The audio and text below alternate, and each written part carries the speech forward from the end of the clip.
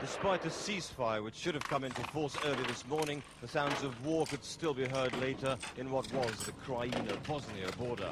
Croatian forces, which had boasted that their offensive was over on Monday, still had pockets of resistance to clear.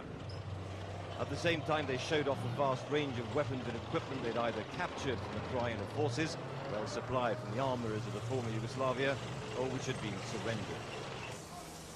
The agreement signed last night was supposed to pave the way for the laying down of arms by the rebel Serbs and for the safe evacuation of civilians who wanted to leave newly recaptured Croatian territory.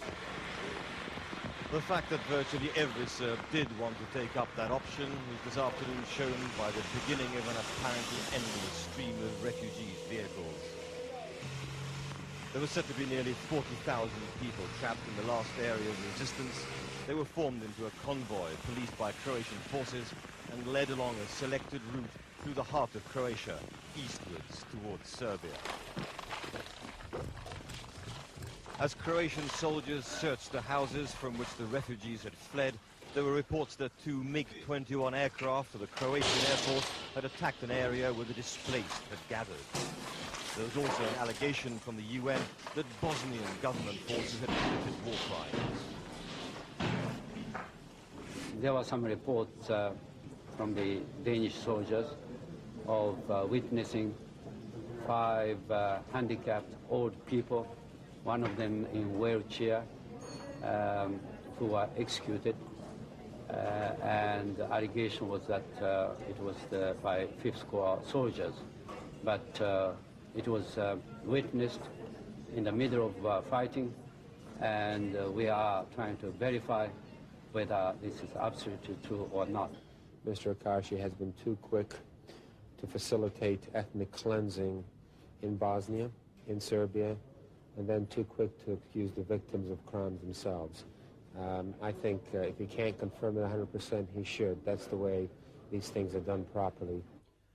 The total number of civilian lives claimed by the conflict won't be known for a long time. Here, just one body unburied outside a deserted Serbian farmhouse. Mile after desolate mile, that's the scene in the villages abandoned by the fleeing Serbs. The signs of their hasty departure are everywhere. Parts of the uniform of a Serbian fighter are laid out on one porch, while a Croatian policeman searches the house. The Kraina army was made up of local people. In a war like this, there's no distinction between those who carry arms and those who used to work the fields. The soldier could take off his uniform and join his family as a refugee. Outside, more Croatian troops speed south to the area where a Serb unit was still said to be holding out this morning amidst thousands of refugees. Although there's the look of triumph on the soldiers' faces, the first casualty figures for their army were published today: 118 killed, 620 wounded, say the Croats. But now there's peace in most areas of what was Kraina. People are beginning to return to their shattered homes. Mariana Bobinac, her husband and father, were 3 of the tens of thousands of Croatians driven from their homes here 4 years ago. They were refugees until yesterday. Mariana has found nothing but rubble.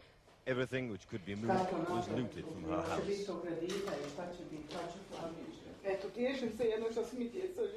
I comfort myself only because my children are alive. It's all just piled up. I was afraid of explosives, but my sons were here before and they checked it out. Look what's outside there in the yard. It was the neighbors which threw it there. We weren't here. Yet again, the real story of the Yugoslav wars are the tragedies of ordinary people, Croat, Serb and Muslim. The Croatian government has repeatedly made promises of an amnesty to Kraina Serb soldiers who lay down their arms and urged them and their families to return. It's quite clear, however, that those appeals are not being taken seriously by those who fled before the Croatian army. The legacy of fear and hatred between the two peoples is likely to ensure that that remains so for the foreseeable future. Gabby Rado, Channel 4 News,